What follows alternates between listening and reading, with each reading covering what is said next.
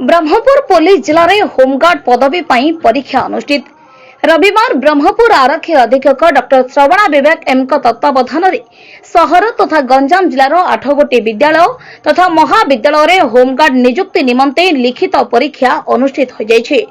गंजाम जिलार भिन्न भिन्न स्थान जेपरिक केसी पब्लिक स्कूल, गोसाई नुआगां स्थित सरस्वती शिशु विद्या मंदिर, आंबपुआ स्थित city college, Roland college, nest college, Takshashila विद्यालय, खेमुंडी कॉलेज, चिकिटी कॉलेज आदि 8टी स्थान में मोट 3428 जन परीक्षार्थी परीक्षा देथिले।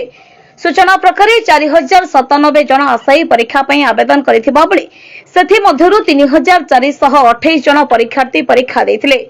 ब्रह्मपुर पुलिस जिलार 12टी स्थान में नियुक्ति निमंते 105 गोटी पदवी पई सरकार विज्ञापन प्रकाश करथिले, जहारी फल आज परीक्षा अनुष्ठित होइतिबा सूचना मिली।